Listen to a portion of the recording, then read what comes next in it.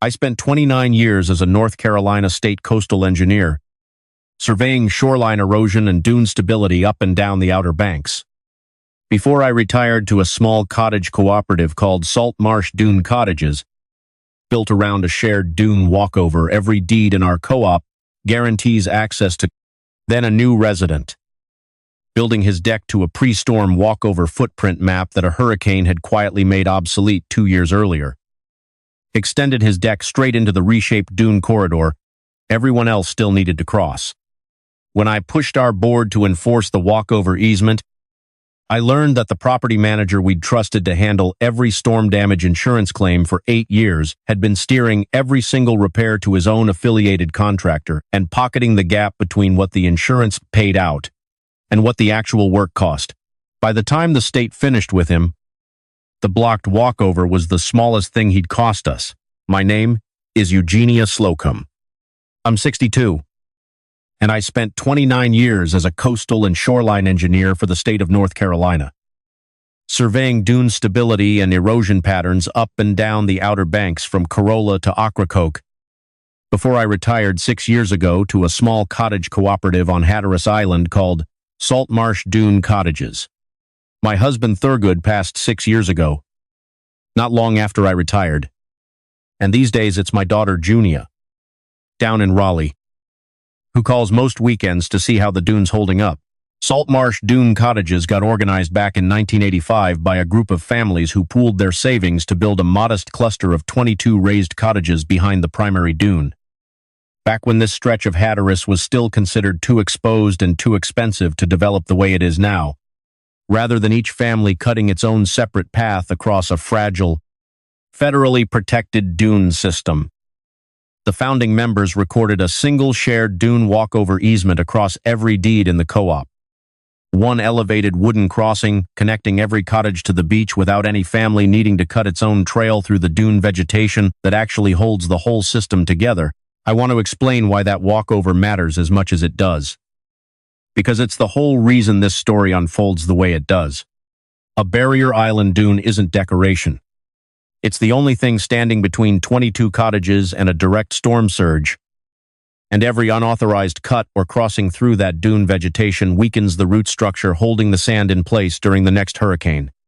The walkover isn't a convenience. It's the entire piece of shared infrastructure that lets this co-op use the beach without slowly destroying the thing protecting it.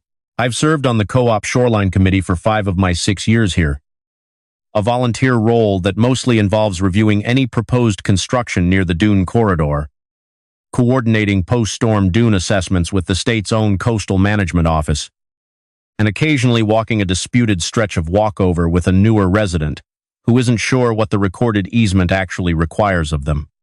It's work that lets me use the same close, careful attention to a shifting shoreline that defined my whole state career. I just aimed at one small cooperative instead of 60 miles of Barrier Island. Our co-op has always relied on one hired professional to run the property's daily operations, a manager named Merrick Salter, retained for 8 consecutive years to handle maintenance, coordinate storm preparation, and manage every insurance claim that follows one of this coastline's frequent hurricanes. Merrick came recommended by a regional property management firm that handled several similar Barrier Island cooperatives, and over 8 years he built a reputation as the one person who actually understood the insurance claims process well enough after a storm that the rest of the volunteer board, myself included, rarely questioned his repair estimates in any real depth. My days these days run on the tide the way they always have, just without a state truck parked outside. Mornings mean a walk down the dune walkover to check the beach and the vegetation line, an old habit from 30 years of professional surveys that I've never quite been able to set aside. Afternoons mean whatever this island actually needs that day. Storm shutters, the garden that salt air makes considerably harder than it should be, or just sitting with a book on my own screened porch listening to the surf. It's a rhythm that took some adjustment after nearly 3 decades of a state schedule dictated by storm season. But it's become the thing I look forward to most now.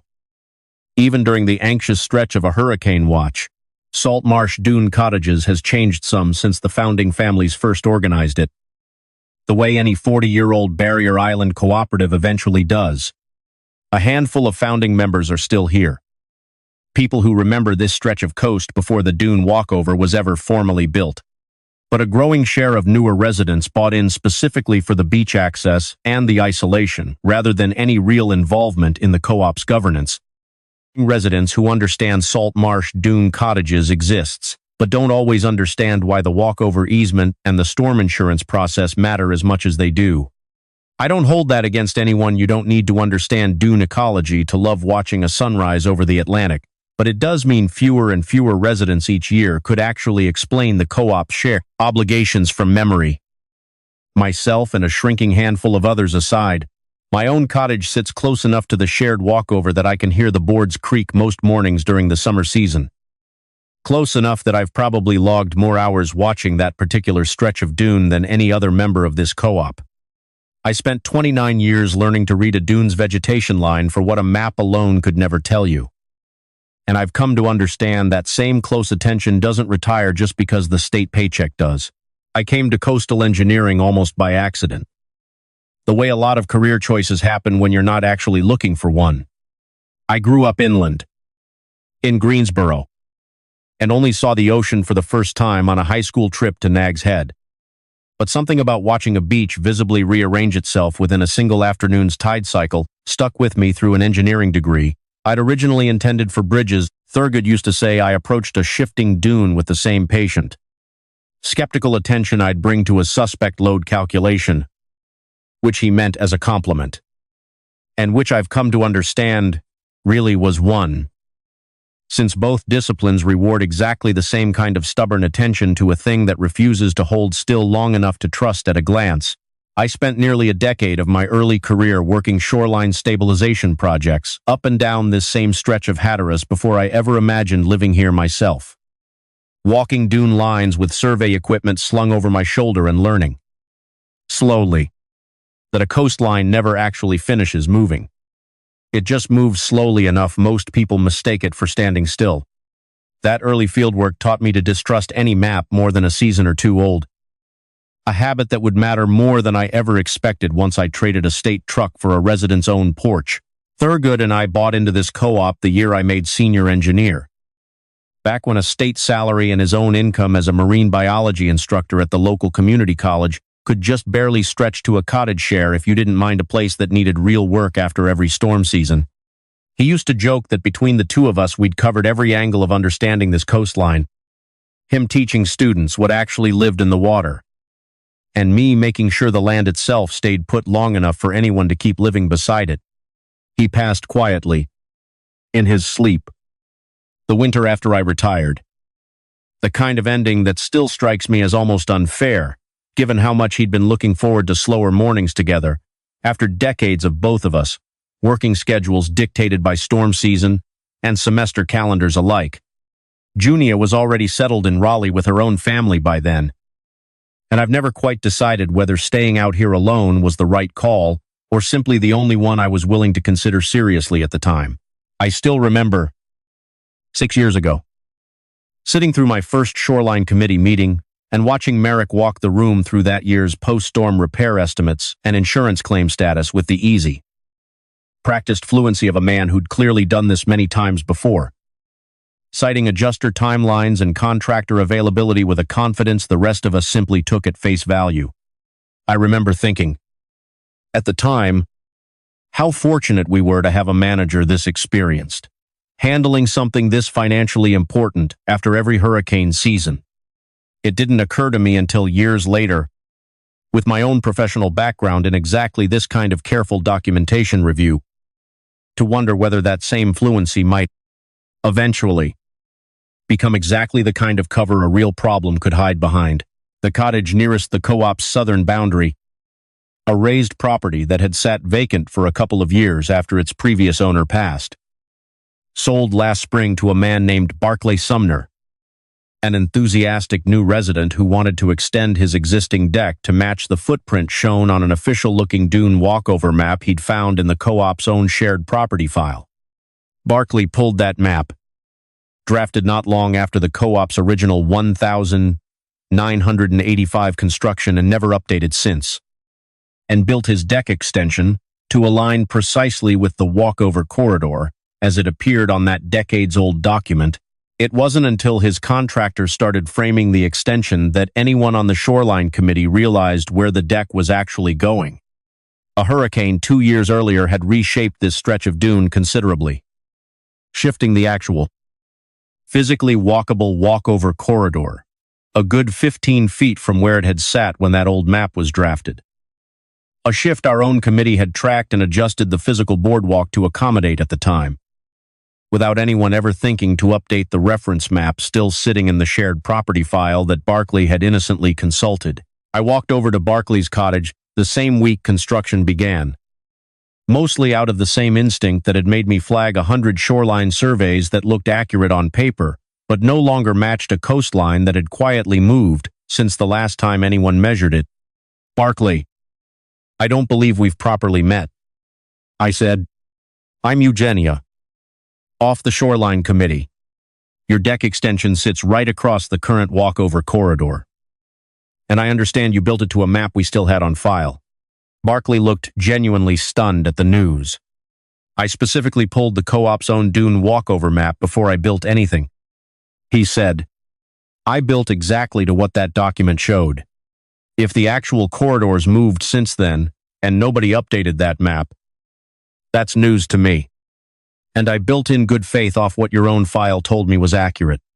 That map's from before the hurricane 2 years back." I told him. The dune itself shifted considerably, and we adjusted the physical walkover to match, but nobody thought to redraw the reference copy in the file. "Would you be willing to pause construction while we sort out exactly where the corridor actually sits now? Please do," Barclay said, with what struck me as genuine alarm rather than any defensiveness. "I built exactly what I was told, by our own co-op's own records. Was correct.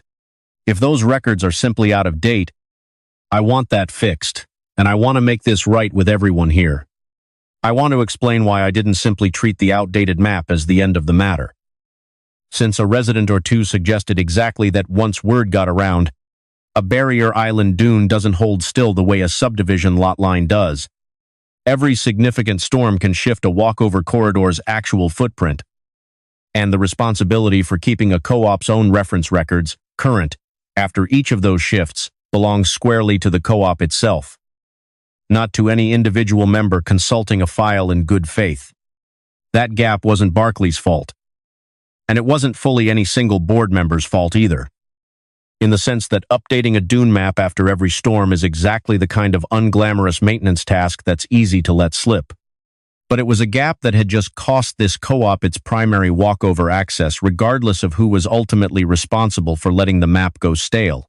I pulled our recorded easement from the co-op's own files that same week, along with the original 1,985 survey the founding families had commissioned before the walkover was ever formally built. Documents I'd reviewed more than once in my 5 years on the shoreline committee. The easement was exactly as specific as I remembered the walkover corridor was defined not by a fixed footprint, but by the actual, physically maintained crossing as adjusted from time to time to account for natural dune movement. A definition that had always anticipated exactly this kind of shift. Even though our own outdated reference map hadn't kept pace with it, I called our state coastal management contact that same week, mostly to confirm exactly how much the dune had actually shifted since that hurricane 2 years back, and to get an official record of the change for our own files. That storm reshaped a good stretch of dune along this section of Hatteras, she told me, sounding genuinely sympathetic. We flagged the change in our own regional erosion survey at the time, but a private co-op's internal reference map isn't something our office updates for you. That's squarely each community's own responsibility to maintain. That answer? Much like a shoreline survey I might have found showing a stretch of coastline had quietly moved since the last official measurement. Sounded like a genuine institutional gap in our own upkeep rather than anything more troubling. And I took it at exactly that value from the start. The real question in front of me wasn't whether Barclay or our own committee had acted in bad faith. Neither plainly had, but how quickly we could restore full walkover access before the summer beach season. and how to make sure our own reference map got permanently corrected and kept current going forward. I walked the blocked corridor the following day with our co-op's contracted Dune stabilization consultant, documenting exactly how much of the current, physically maintained walk over Barclay's new deck extension actually occupied against where the storm had genuinely shifted it. The obstruction was unambiguous. A deck extension sitting squarely across ground that had served as the community's actual walkover access since the corridor shifted 2 years earlier. I brought the findings to the full Shoreline Committee at an emergency meeting called that same week. This wasn't Barclay acting in bad faith. And it wasn't really any one board member's fault either. I told the board, but our own reference map never got updated after that hurricane. And now we're without full walkover access right as the summer season's about to start. Maybe the affected residents can just walk around through the vegetation on either side till this gets sorted. One board member offered, a response that struck me as more interested in avoiding an uncomfortable confrontation with a new resident than actually addressing what had happened. Especially given how much additional dune damage that kind of improvised crossing would cause. I retained a property rights attorney the following week. A sharp, patient specialist named Loveday Ferris, who'd handled a handful of recorded easement disputes involving shifting Barrier Island dune corridors for other Outer Banks communities before ours. This is a fairly clean case once you separate the two issues, she told me during our first meeting.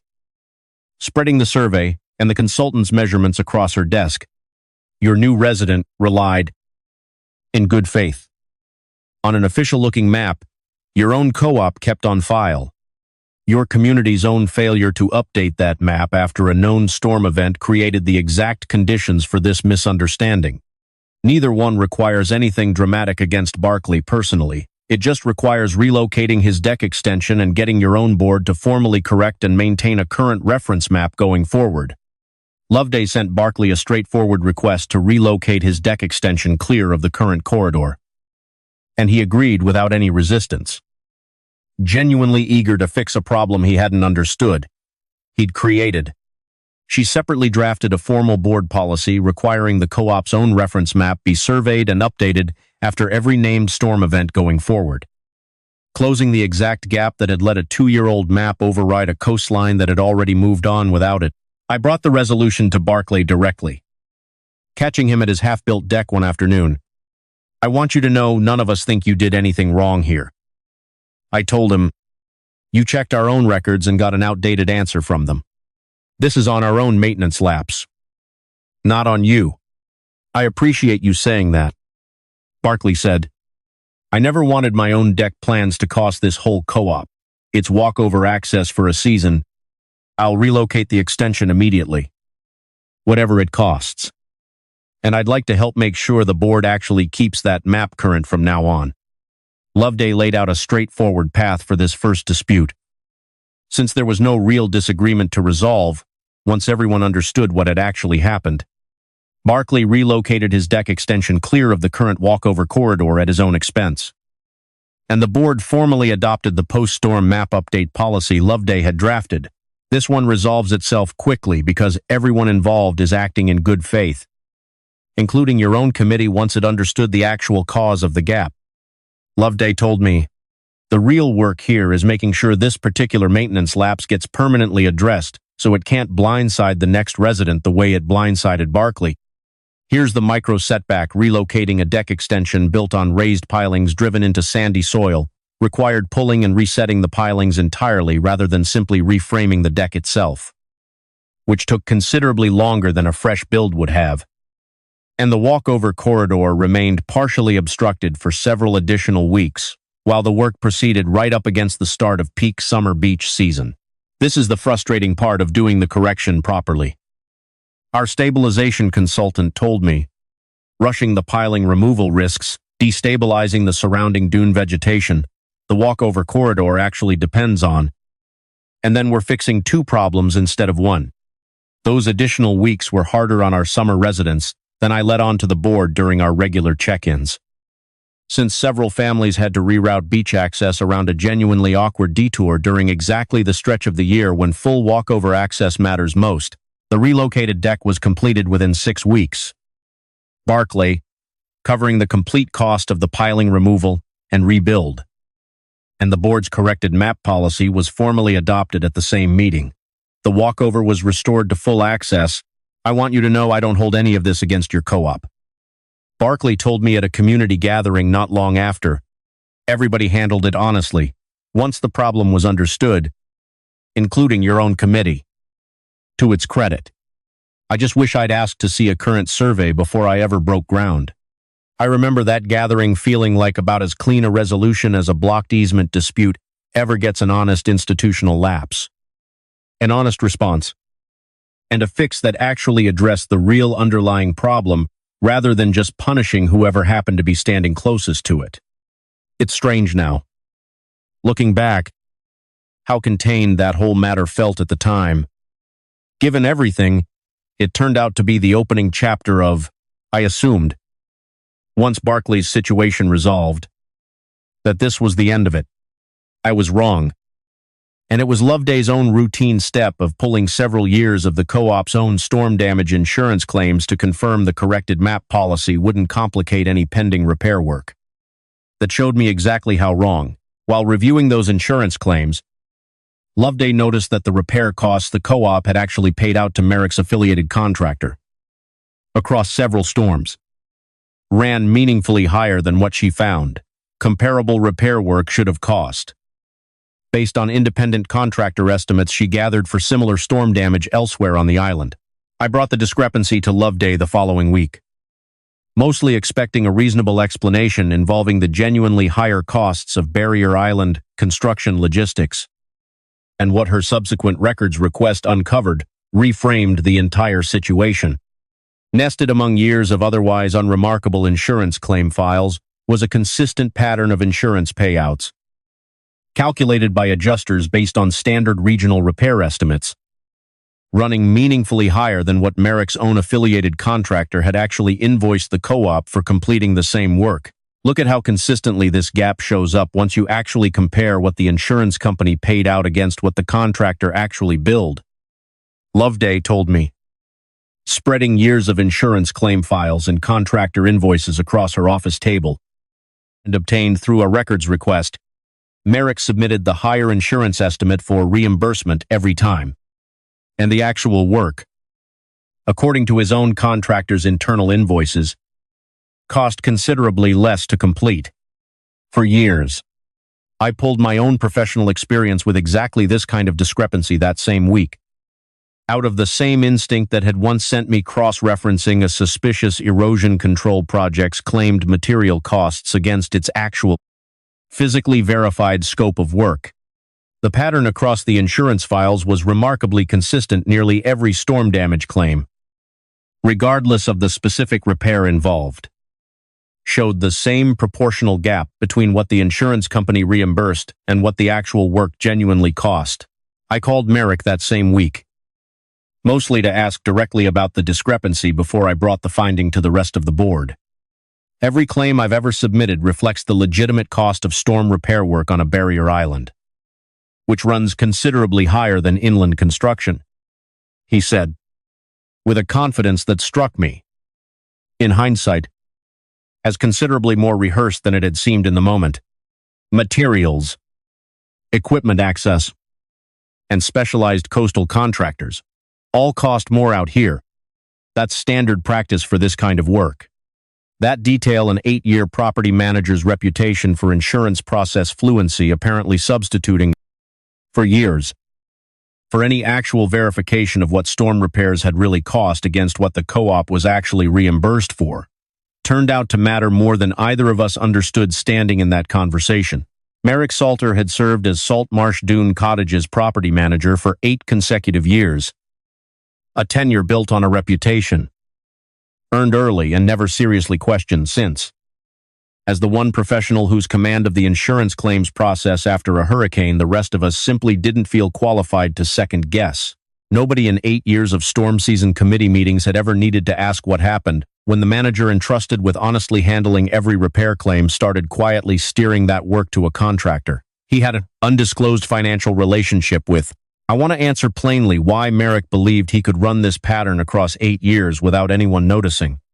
The honest answer is that a storm damage insurance claim's integrity, for all the formality of an adjuster's own inspection, ultimately depends on a co-op's own board actually verifying what a contractor genuinely charged against what the insurance company actually reimbursed. And Saltmarsh Dune cottages, like a lot of small barrier island cooperatives that outsource this kind of specialized post-storm coordination, had simply never had a reason to independently verify Merrick's reported repair costs before Loveday's unrelated records review happened to catch the gap. Under North Carolina's insurance fraud statutes, which govern exactly this kind of claims relationship, Loveday discovered through a formal records request and the contractor's own internal invoices that Merrick had been personally receiving a kickback from his affiliated contractor, on top of whatever reasonable markup the work actually justified, on nearly every storm repair for 8 years, generating proceeds totaling just over $195,000 across that span. Money that never once appeared in any financial statement the co-op board had ever reviewed and approved. I spent an evening that week going back through 8 years of my own shoreline committee notes and storm recovery meeting minutes, comparing them against the contractor's own internal invoices Loveday had obtained. The same close. Patient cross-referencing. I used to do matching a suspect. Erosion control contractors claimed costs against the actual, physically verified scope of completed work during an active state review. More than once, I found a repair where the contractor's own internal invoice showed a clear, lower, actual cost, while the insurance reimbursement Merrick had actually claimed and collected for that same repair showed a meaningfully higher figure, the gap remarkably consistent, storm after storm, in a way that no honest accounting for Barrier Island construction costs could explain. I called a former colleague from my state coastal engineering days, a retired coastal engineer named Cassius Aldous, who now consults on storm damage assessment and insurance claims, disputes across several Outer Banks communities, mostly to ask whether the kind of scheme Loveday had found was something he'd ever encountered elsewhere. I've seen individual managers pad a single claim here and there, he told me over the phone, but 8 years of a consistent, undisclosed kickback against an entire co-op's insurance recoveries. That's a genuinely brazen scheme, precisely because it exploits exactly the kind of specialized trust a post-storm claims process depends on. Hearing that a pattern this specific still struck a career coastal engineer as unusual was, in its own way, more unsettling than if it had simply been common. I want to note here something that took me a while to fully process myself.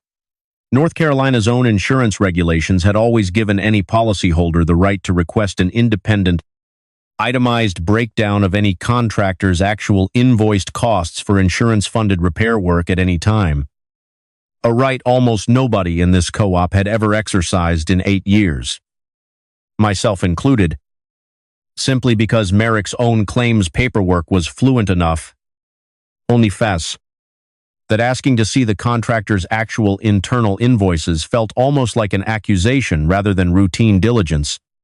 I think about that reluctance more than almost anything else from this whole ordeal, how a genuinely reasonable norm, deferring to specialized post-storm expertise, can quietly curdle into exactly the blind spot somebody's counting on. The full picture. Once Loveday retained an independent claims auditor to reconcile 8 years of insurance payouts against the contractor's own internal invoices and Merrick's personal financial accounts, was considerably worse than an occasional discrepancy. The auditor's report traced a consistent pattern. Nearly every storm damage claim across 8 years carried the same undisclosed kickback, always deposited to Merrick's own personal accounts, always concealed behind insurance paperwork that simply never disclosed the contractor's actual, lower internal cost. This is the same shape as most of these schemes. Once you actually trace the contractor's own internal invoice, instead of just reading the insurance company's payout letter, the auditor told the board, laying 8 years of claims files next to the contractor's own internal invoices, a manager with an undisclosed financial stake in the contractor, handling both the repair work and the claims paperwork, has no natural check on either function. It's the consistency across 8 straight years that makes the intent unmistakable. I want to be honest that I didn't fully appreciate until the auditor walked the board through it. How much this scheme had actually put at risk beyond the diverted proceeds. Every resident in this co-op depends on our shared insurance coverage actually funding real, complete storm repairs. And 8 years of a hidden kickback meant every one of us had been quietly exposed to repair work that may have been less thorough than what our insurance had genuinely paid for. I spent a weekend that fall sitting with the auditor's storm-by-storm comparison sheets, matching contractor invoices against insurance payouts across 8 years. The same close. Patient cross-referencing. I used to do matching a suspect erosion control project's claimed material quantities against its actual, physically verified scope during an active state review. The gap between the two sets of numbers, storm after storm, was not subtle once laid side by side. I didn't have the authority to confirm anything beyond the documented invoices and payout records, but the shape of the pattern was becoming impossible to explain as anything other than deliberate, sustained fraud. The auditor pulled one more thread that reframed things again. North Carolina's insurance fraud statutes themselves, which Loveday obtained the full relevant text of, explicitly classify a property manager's knowing submission of inflated repair costs to an insurance company, while personally profiting from an undisclosed contractor relationship, as a distinct form of insurance fraud carrying criminal penalties considerably more serious than an ordinary billing dispute. Since the law exists specifically to protect policyholders who depend entirely on a manager's honest representation of what a covered repair actually cost. I sat with the full audit report alone one evening before bringing it to the rest of the board, mostly because I wanted to be certain of what I was actually looking at before asking 4 other volunteers to trust my read on something this serious. 8 years.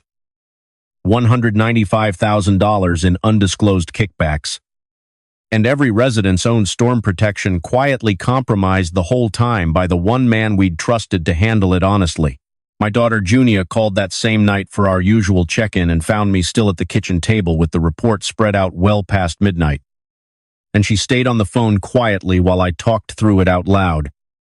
The same way I used to work through a difficult shoreline assessment with a colleague before committing to a final recommendation.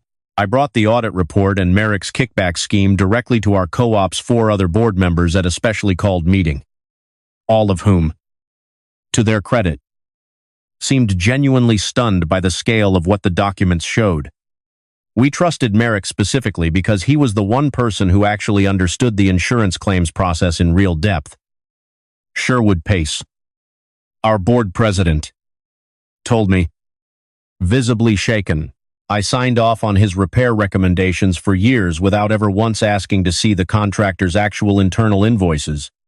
I understand now why that was more convenient for somebody than I ever realized.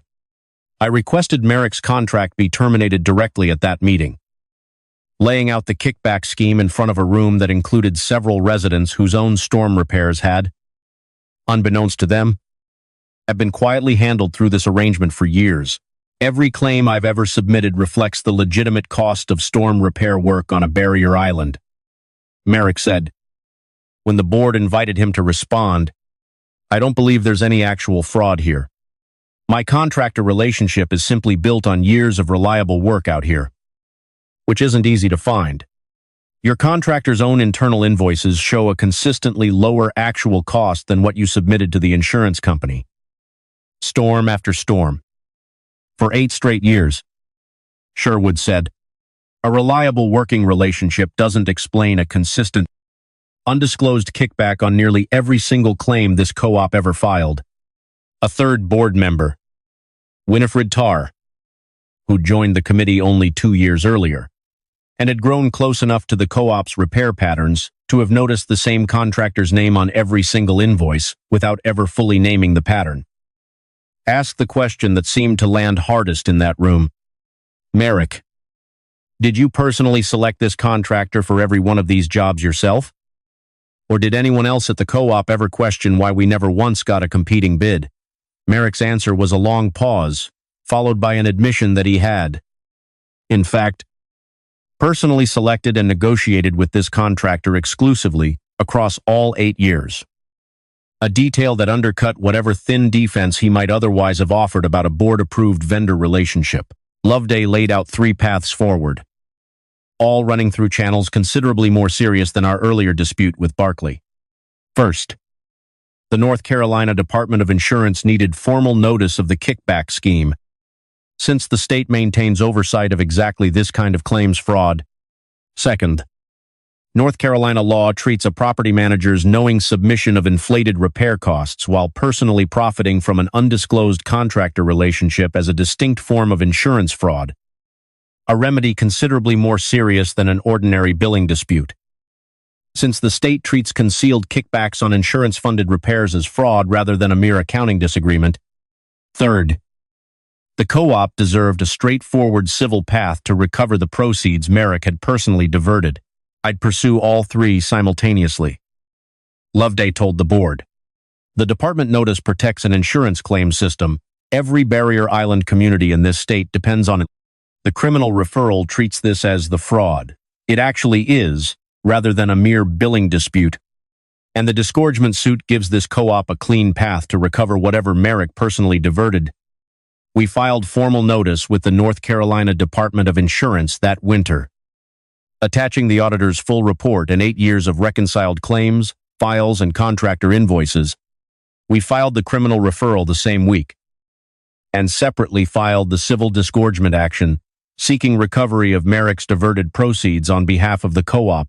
Here's the micro setback. The department's initial response required our co-op to submit to a full, independent audit of every open and recently closed insurance claim before any future storm damage claim could be processed. A standard precaution that, while ultimately necessary, meant our co-op faced real uncertainty heading into the next hurricane season with our claims handling relationship effectively frozen. This is the painful part of doing this the right way. Loveday told me.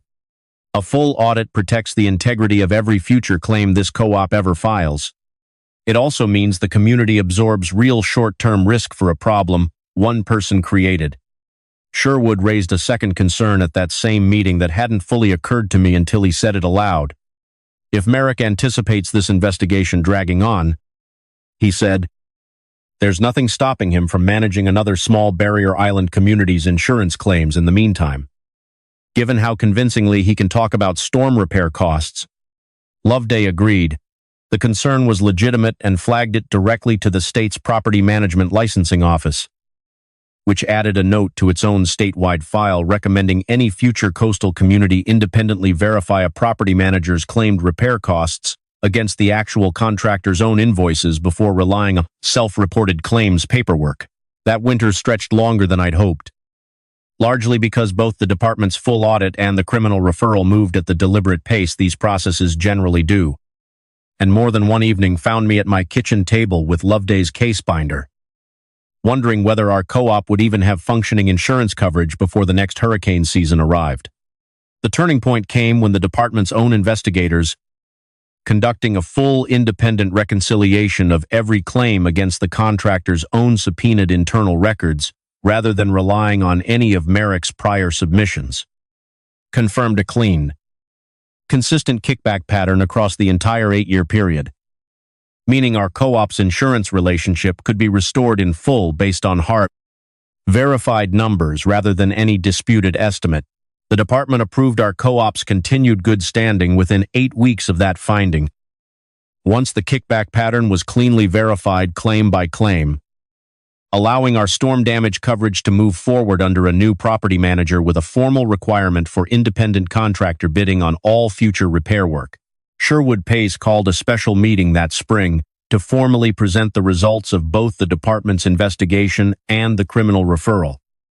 A meeting that drew a larger turnout than any co-op gathering I could remember in 6 years, including several residents who'd never before attended a board meeting but who understood now exactly what 8 years of unverified trust had quietly cost this co-op's actual storm protection.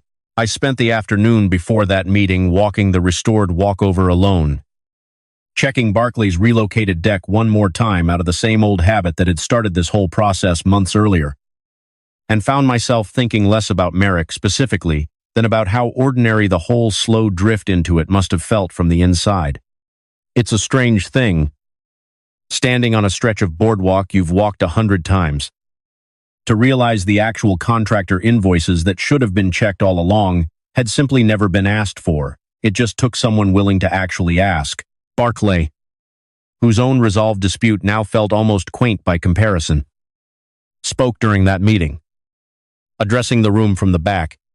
I want you all to know I've felt like part of this co-op since my own situation got handled so fairly, he said. Hearing what Merrick did to residents who trusted him for 8 years makes me even more grateful this community actually fixes its problems instead of just moving past them. The board voted unanimously that evening to formally terminate any possibility of rehiring Merrick and to adopt the state's required competitive bidding process permanently, and Winifred Tarr, who'd become one of the co-op's most careful, detail-oriented board members since her own pointed question weeks earlier, volunteered on the spot to serve as the co-op's new claims verification liaison, given how much she'd already learned about taking a specialized responsibility seriously. The North Carolina Department of Insurance, concluding the criminal investigation that summer, charged Merrick with insurance fraud and breach of fiduciary duty under state statute. And the civil case that followed resulted in a disgorgement judgment covering the full value of the kickbacks he'd personally diverted, distributed back to the co-op's general fund based on the auditor's reconciliation. Merrick pleaded guilty to the state charge that autumn rather than face a full trial on the complete scope of the case, accepting a sentence that included the disgorgement judgment, a term of probation, and a permanent bar on managing any insurance-funded repair work for a community association in the state again. The restitution order, once finalized, required Merrick to repay the diverted proceeds on a structured schedule, with a portion of each payment directed specifically toward funding an independent claims verification assistance program the state now offers to small coastal cooperatives, something Loveday told me was an unusually thoughtful addition to a restitution order of this kind. Most restitution just goes back to the affected parties and nobody outside your co-op ever hears about it again, she said, getting a piece of it earmarked toward actually helping the next small coastal community verify its own manager's claimed repair costs is the kind of outcome that might genuinely help another community avoid exactly this situation. I called Cassius Aldous back once the restitution order was finalized, mostly because I felt he deserved to know that the scheme he'd found so unusual over the phone had turned out to match our situation almost exactly. I wish I could say I was surprised, he told me, but I'm glad you had the reconciliation to actually prove it this time, instead of just a general sense that some of these small coastal communities are left with. I've thought about that phone call more than once since how a scheme brazen enough to genuinely surprise a career coastal engineer had still managed to run undetected in our own co-op for 8 full years before an unrelated records review happened to catch it. People sometimes ask whether one outdated Dune map was really connected to a $195,000 insurance kickback scheme, or whether I simply got lucky pulling at a loose thread. I don't think it was luck. Exactly. Though, I'll admit, this one started from a genuinely different place than the erosion surveys I used to run during my state career, an honest maintenance lapse that happened to put our attorney in front of documents that exposed something else entirely. But I don't think the two things were ever as separate as they first looked, either. Both depended on the same quiet bet that a small barrier island cooperative, having found one professional fluent enough to trust completely, I would never think to check whether that fluency was still being applied honestly. The question underneath all of it was never really about one blocked walkover. It was about whether Saltmarsh Dune Cottages could trust that the manager handling every storm damage claim was actually spending our shared insurance coverage on real, complete repairs, or whether that trust would get quietly exploited, one kickback at a time, by whoever figured out how convenient nobody else's scrutiny had become. My daughter Junia asked me, on one of her visits up from Raleigh not long after the settlement, whether I regretted spending the better part of a year on a fight that started with a neighbor's misplaced deck. I told her the honest truth, no, though I hadn't expected, at 62, to spend most of a year reading North Carolina's insurance fraud statutes and forensic audit reports, instead of just walking the dune the way I always have every morning since I retired.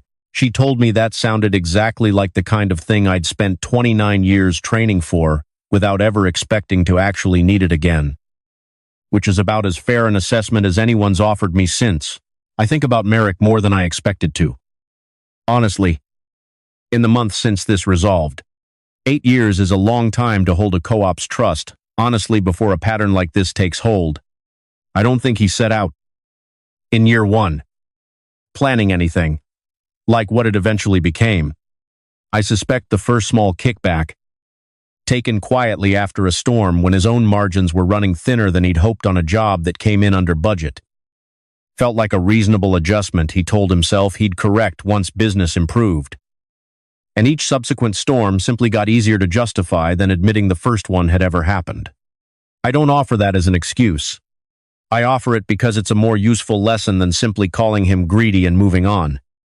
Since the version of this story where somebody sets out from day one to defraud an entire coastal community's insurance coverage is rarer than the version where somebody drifts into it, one convenient kickback at a time, our walkover runs clear and open again where Barclay's deck extension once crossed it. And I've taken to walking that stretch most mornings, the same way I always did before any of this happened. Just to confirm it for myself.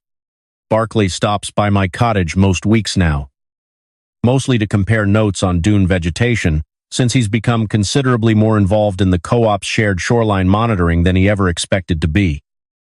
And I don't hold any of this against him. He was as much a man who trusted an outdated record as anyone. Sherwood Pace pushed through a permanent bylaw amendment requiring the state's competitive bidding process. Our own co-op had always technically been free to require, finally adopted, plus a mandatory second signature from a board member on every insurance-funded repair above a modest threshold, regardless of how trusted any single manager becomes. The board, for its part, formally commissioned an updated dune survey after every named storm going forward, correcting the map that had misled Barclay and building in a standing process to keep it current before another resident could stumble into the same gap unknowingly. Winifred Tarr has taken to giving informal talks at our general meetings a couple of times a year now, walking newer residents through the actual mechanics behind our walkover easement and our co-op's insurance claims process the way the founders understood them. Since she says half the disputes a co-op like ours ever runs into start with somebody simply not understanding why a rule exists in the first place. A lesson she says she learned the hard way herself. I sat in on the first one myself, notebook in hand out of old habit, and found myself just as absorbed as any of the newcomers. Hearing her explain a system I'd reviewed cold for years but had never once heard laid out in quite that plain, patient way. The new competitive bidding process the state now requires has kept every contractor invoice and every insurance payout record open to any resident who asks. A policy so simple, I sometimes wonder why it took a scheme this size to make it standard practice here. I've stopped by our new verification liaison's records more than once now. Not because I doubt anything, but because I found I like the reassurance of checking now and then, the same way I used to review a closed shoreline assessment once more after a project wrapped. Just to be sure, I think, too, about how differently this could have gone if Barclay's outdated map had been the whole story. And none of us had ever thought to look any deeper into how our own insurance claims actually worked. It's a lesson I've carried back into how I handle my own cottage's repairs now. I ask for a copy of every contractor's actual itemized invoice myself now. Not because I distrust the new bidding process, but because I understand now, in a way I didn't fully appreciate before this happened, how easily even an honest system can quietly stop checking its own work once everyone gets comfortable enough to stop asking. I got a call last month from a board member at a small cottage cooperative further south near Ocracoke.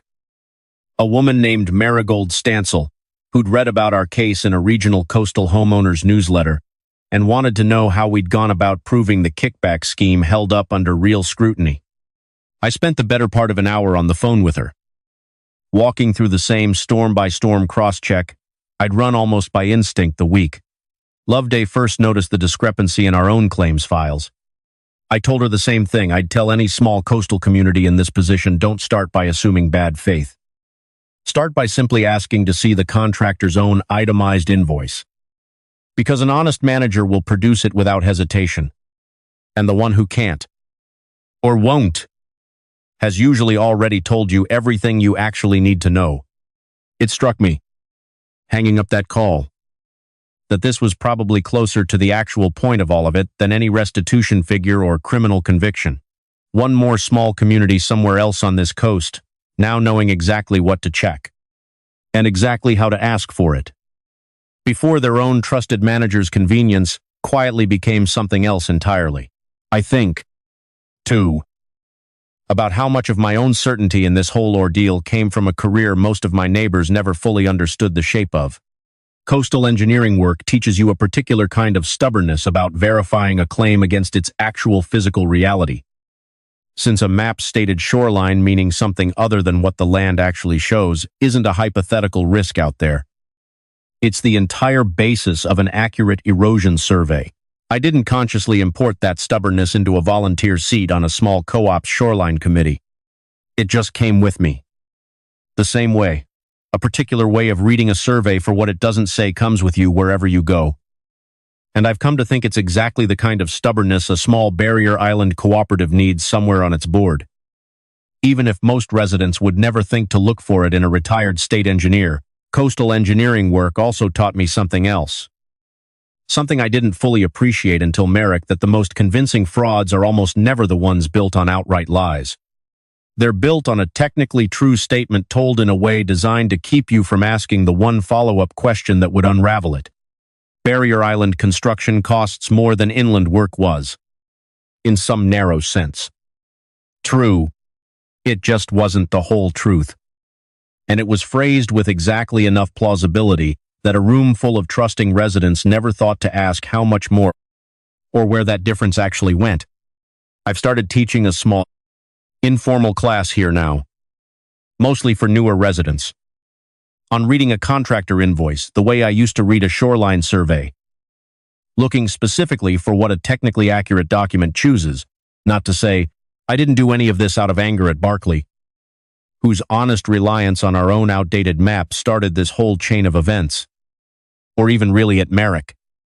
Though I won't pretend the scale of what he was willing to risk over 8 years of skimming his own co-op's insurance recoveries doesn't still trouble me when I think about it.